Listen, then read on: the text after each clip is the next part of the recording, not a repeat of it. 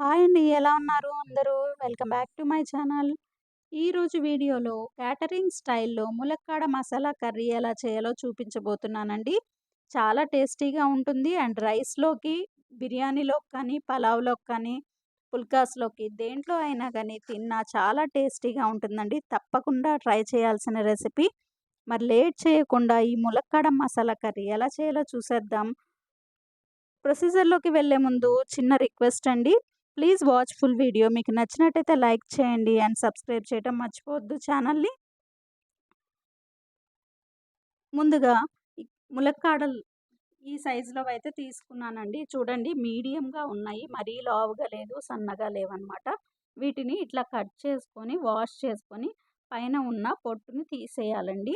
మీకు అట్లా ఇష్టం లేకపోతే పైన పొట్టును ఉంచుకోవచ్చు. నేను మొత్తంగా ఏమో పీల్ ఆఫ్ చేయట్లేదు. అక్కడక్కడ మిడిల్‌లో ఉంచుతున్నాను. అట్లా ఉంచితేనే మనకు కాడ అనేది పోకుండా ఉంటుందన్నమాట. అవి చేసి రెడీగా పెట్టుకున్న తర్వాత స్టవ్ పైన ఒక పాన్ పెట్టుకొని అందులో 2 స్పూన్స్ పల్లీలు, 1 స్పూన్ ఎండి కొబ్బరి, చెక్క, లవంగాలు, 3 స్పూన్లు ధనియాలు వేసి ఫ్రై చేసుకోవాలండి. ఇవి సిమ్‌లో పెట్టుకొని ఫ్రై చేసుకోవాలి. నువ్వులు, జీలకర్ర కూడా వేశానండి నేను. ఇవన్నీ నేను ఒక్కొక్కటి వేశాను. పల్లీలనేవి ఎందుకంటే నేను ముందే ఫ్రై చేసి పెట్టుకుంటాను. స్టోర్ చేసుకుంటాను పాడవకుండా. పల్లీలు, ధనియాలు, జీలకర్ర ఇవన్నీ ముందే ఫ్రై చేసి పెట్టుకుంటాననమాట. స్టోర్ చేసుకుంటాను.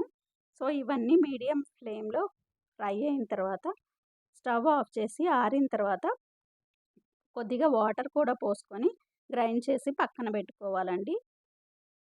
ఇప్పుడు స్టవ్ పైన బాండీ పెట్టుకొని ఆయిల్ అయితే 2 స్పూన్స్ వేసానండి. 2 గంటెలు వేసాను. 2 గంటెలయితే సరిపోతుంది. మరీ ఆయిలీగా ఉండకుండా కర్రీ. దాంట్లోకి సన్నగా తరిగిన 1 కప్ ఆనియన్స్, పచ్చిమిర్చి, కరివేపాకు వేసి ఫ్రై చేసుకోవాలండి. కొద్దిగా మగ్గిన తర్వాత దీంట్లోకొచ్చేసి 1 స్పూన్ అల్లం పేస్ట్ వేసి ఫ్రై చేసుకోవాలి. అల్లం పేస్ట్ ఫ్రై అయ్యే వరకు ఫ్రై చేసుకుంటూ ఉండాలనమాట. ఈ విధంగా మనకి ఫ్రై అయితే సరిపోతుందండి. ఈలోపు మనము టమాటా వచ్చేసి 3 టమాటాలను గ్రైండ్ చేసి పెట్టుకుంటాం గదా! గ్రైండ్ చేసి పెట్టుకున్న టమాటాలు ప్యూరీ వేసి దాంట్లో సాల్ట్ కూడా వేయాలండి. సాల్ట్ వేస్తే టమాటాలు కూడా ఫాస్ట్‌గా వాటర్ వదిలేసి తొందరగా ఉడుకుతాయన్నమాట. ఇలా తిప్పుతూ ఉండాలి. మనకు కొద్దిగా కలర్ చేంజ్ అయింది అనిపించినప్పుడు ములక్కాడలు వేస్తున్నానండి. ములక్కాడలనేవి కొద్దిగా మీడియం సైజులో ఉన్నాయి కాబట్టి నేనిప్పుడు వేశాను. సన్నవి అయితే లాస్ట్‌లో వేసుకోవచ్చు మీ దగ్గర సన్నవి ఉంటే. ఇప్పుడు ములక్కాడలు వేసిన తర్వాత కొద్దిగా మూత పెట్టామంటే కొద్దిగా మగ్గుతాయండి. అంతా దగ్గరికి వచ్చిన తర్వాత అప్పుడు మనము 1 ½ స్పూన్ కారం వేసుకోవాలండి. పసుపు కూడా వేసుకోవాలి. ఈ కారము, పసుపు వేసిన తరువాత పచ్చివాసన పోయే వరకు మనము ఫ్రై అవ్వనివ్వాలి కారాన్ని. అది మనం ఫ్రై అయిపోయింది అనుకున్నప్పుడు చూసారు గదా! ఈ విధంగా వస్తుంది. మనకి కలర్ గూడా మంచి కలర్ కనిపిస్తుంది గదండీ! ఈ విధంగా ఫ్రై అయిన తర్వాత ఆల్రెడీ పేస్ట్ చేసి పెట్టుకున్న మసాలా దినుసుల పేస్ట్ ఉంది గదండీ! ఆ పేస్ట్‌ని వేసుకుందాం ఇప్పుడు. చూడండి పేస్ట్ అనేది మెత్తగా గ్రైండ్ చేసుకోవాలండి. పలుకులు ఏమీ రాకుండా గ్రైండ్ చేసుకునేటప్పుడు కొద్దిగా చింతపండు కూడా వేసుకొని గ్రైండ్ చేసుకోండి. కొద్దిగా పులుపు తినేవాళ్ళైతే నేనైతే చింతపండు అయితే వేయలేదు. ఆ పేస్ట్ వేసిన తర్వాత 5 మినిట్స్ అయితే తిప్పుతూ ఉండండి. ఎందుకంటే అడుగు అంటుతుంది. అడుగంటకుండా ఇట్లా తిప్పుతూ ఉంటే మనకి కొద్దిగా ఆల్రెడీ ఫ్రై చేసినవైనా కొద్దిగా టేస్ట్ అనేది చేంజ్ అవుతుంది. కలర్ చేంజ్ అవుతుంది. అప్పుడు మనకి కావాల్సినన్ని వాటర్ అయితే పోసుకోండి. నేనిక్కడ వీడియో తీయడం మర్చిపోయాను.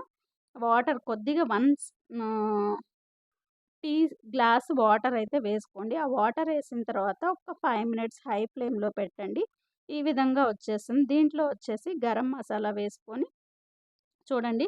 ఇట్లా 5 మినిట్స్ పెట్టిన తర్వాత మంచి బాయిలింగ్ పాయింట్ వస్తుందనమాట. బబుల్స్ వస్తున్నాయి గదండీ! ఆ బబుల్స్ ఇట్లా మనకు ఆయిల్ అనేది అక్కడక్కడ వస్తుంది. అప్పుడు మనం కసూరి మేతి కొద్దిగా రబ్ చేసి వేసుకోండి. కసూరి మేతి అనేది ఈ కర్రీకి మంచి టేస్ట్ ఇస్తుందండి. చాలా మంచి స్మెల్, టేస్ట్ గూడా చేంజ్ అయిపోతుందనమాట కర్రీ మొత్తము.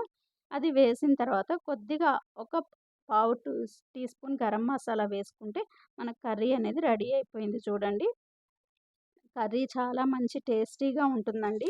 ఈ హోటల్ స్టైల్‌లో క్యాటరింగ్ వాళ్ళు ఎలా చేస్తారో అలా యమ్మీ యమ్మీగా ఉండే క్యాటరింగ్ స్టైల్ ములక్కాడ కర్రీ అనేది మనకు రెడీ అవుతుందనమాట.